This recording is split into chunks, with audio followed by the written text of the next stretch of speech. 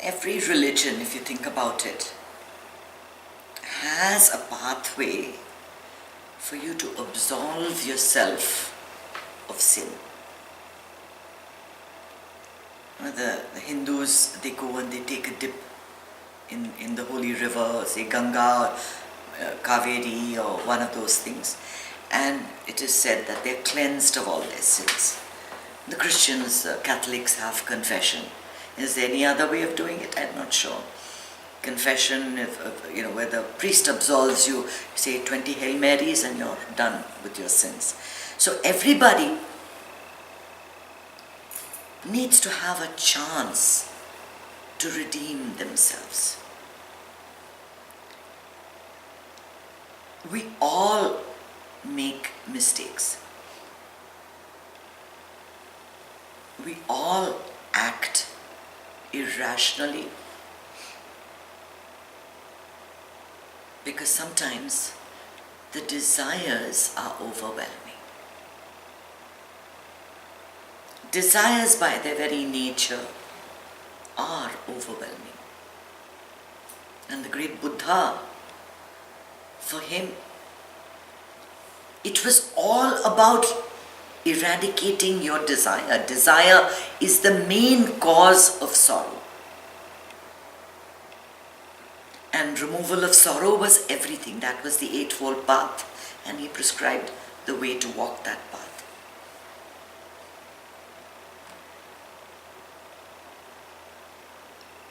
On Sunday, when I talked to you about the mind and the intellect, we have within us a discerning ability to discriminate, an ability to analyze, an ability to create judgment.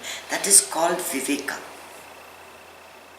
And that is your intelligence, that a desire comes up and you're able to stop and think, should I react or should I respond? Right? If you've responded, you've already responded to that desire and it's gone. Right? I'm sorry, made a mistake. If you've reacted, you've already reacted to that desire. But if you stop and use that power of discrimination, you will never do anything that counters your system of values. You will never do anything wrong. And what is wrong and what is right? Every society has different rules, right? In Pakistan, if a girl walks out in a pair of shorts, that's a tremendous travesty. She can be stoned to death for that, right? In Saudi Arabia or somewhere else. But no one bats an eyelid here. It's not wrong. Right and wrong is so subjective. It is based on the values created within the family. Right? So in the Mahabharata, you find that we have one woman with 5 husbands. And that was fine. And the kings had 3, 4, 15, 20, 50 queens. And that was fine. It depends upon the time and the culture that you live in.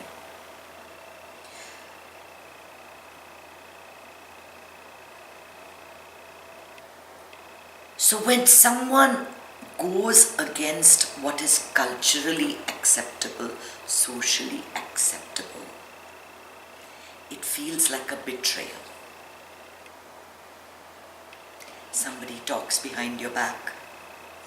Someone has an affair.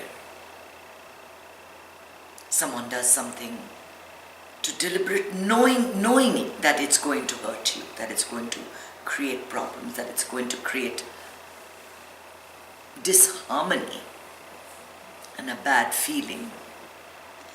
That is a sense of betrayal. Because all relationships are based on trust.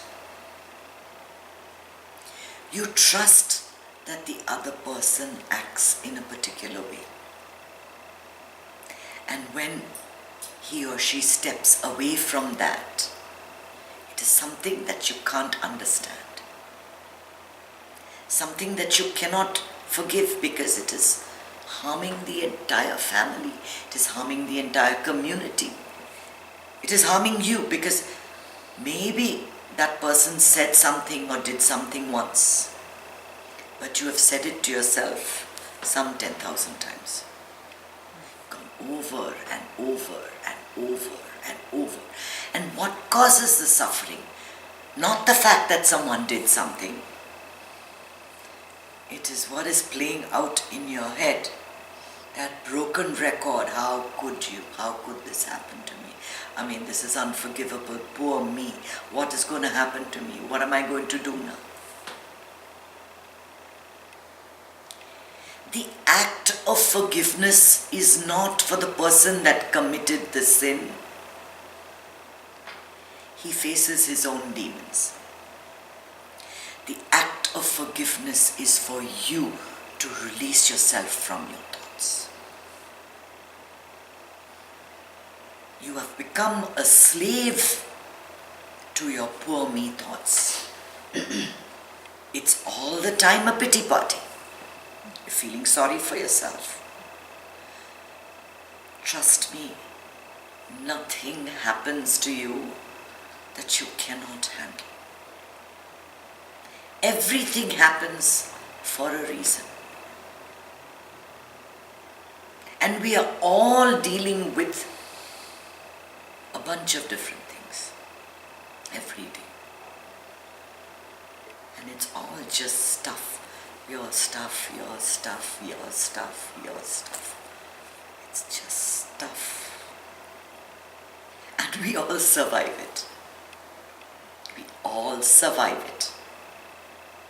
You think I can never live, carry on without, if this happened to me or the other thing happened to me. But carry on you do. You can't stop the breath. You're living. You have to keep going. You might as well go with a free mind. And those that make mistakes always have a chance for redemption. It's a wrong choice. A mistake is nothing but a poor choice. We have choices all the time. We have choices all the time. And the choices are mind-boggling. The clothes that you wear, the makeup that you use, the food that you eat, the restaurants you go to, the places you travel to. There are good choices and there are bad choices. You walk down Fifth Avenue and that might be a good choice. You walk down a tiny little side alley in Harlem or the Bronx or Long Island or somewhere, and you might have made the wrong choice. But you have a chance to turn around and come away. You will get hurt when you make a wrong choice. And that's what you have to accept. With every choice, there is responsibility. You are responsible for the path you pick.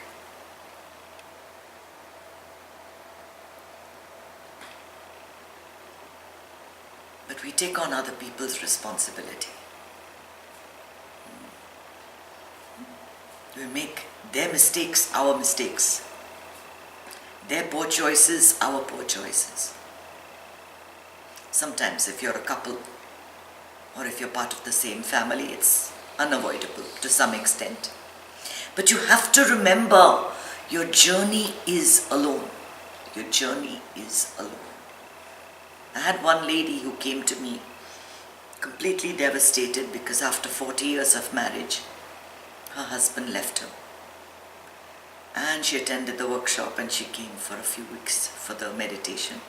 And she found a job and looks like her life is back on track because I haven't seen her again.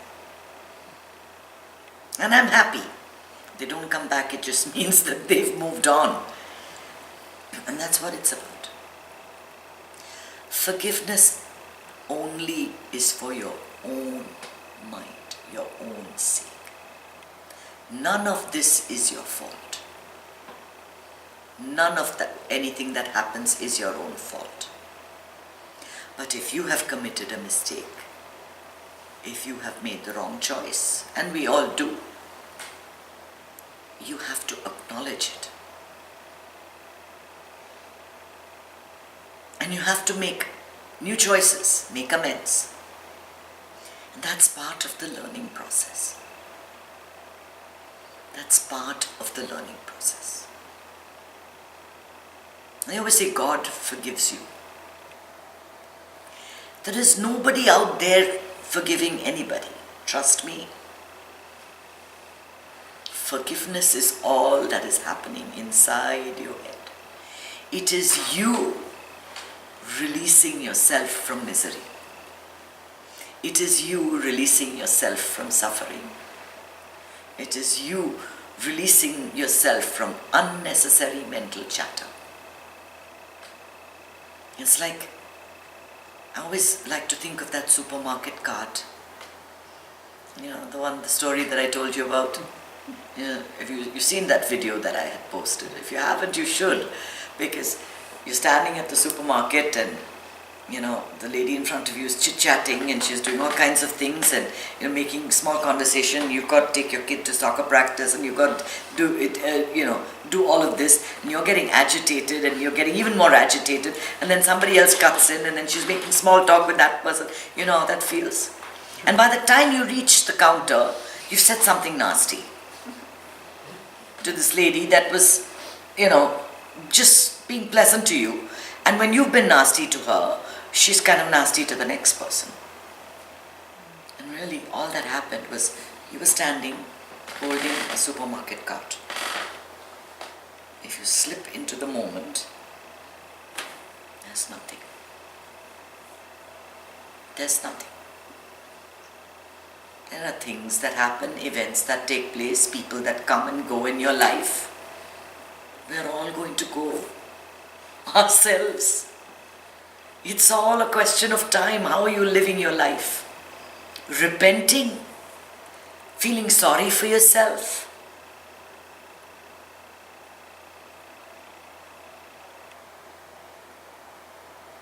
Crying and lamenting? For what? Every bad break is a chance for a new beginning. There is so much within us that needs to be expressed. Every experience that we have in this life is for us to learn something from it. And not to wallow and not to disappear and not to get into depression and get into misery where, you get numbed by those medications that they give you. They give you those medicines that you can't feel a thing.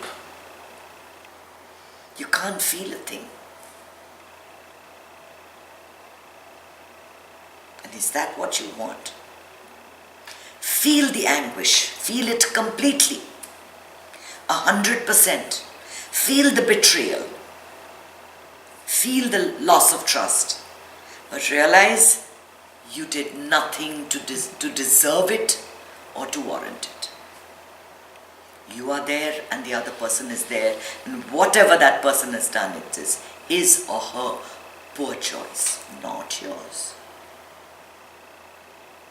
And if it is you that has betrayed a friendship, a marriage, then you need to face your demons.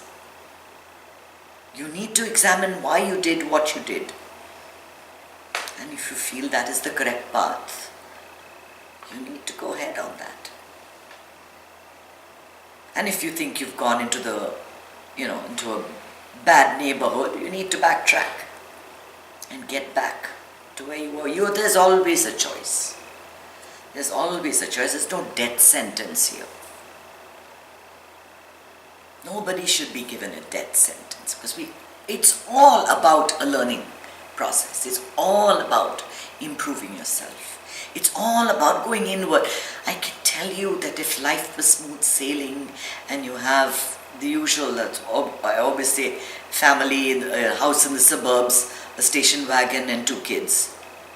Life is smooth sailing, you will never go inward. You will never have the... It is only when life throws you a curved ball that you start questioning, who am I? What is this about? What do I have to do? How do I face my problems? That is character building. That brings that inner strength, because truly, to face your life this moment, you need that courage. You need that inner strength. And you have it. If you only pause and tap into yourself and forgive yourself, not anyone else. Because after all, who are we to forgive anyone else? I forgive you. Placing yourself above someone else to forgive them. Forgiveness is just breaking your own mental shackles. You need to break those mental shackles so that you can bring a smile back to your face. Because happiness is your birthright. It doesn't matter what circumstance you are in. Thousands have been in the same circumstance. Thousands. You are better off than a million others. It doesn't matter how bad you think your situation is. Others have faced it, whether it's a death or a loss or a breakup or a betrayal or any of those things. It's happened for generations, for millennia, for centuries. Nothing new. You have probably faced the same dilemma in previous lives and dealt with it the wrong way. Now is a chance for you to deal with it the right way and break the cycle. Do not make yourself a victim. Free yourself from feeling used and abused. Nobody uses and abuses you. You are the child of the Most High God, as Joel Osteen says. Feel that divinity flowing in you. You have the power to do anything. And you don't deserve to be miserable and to suffer.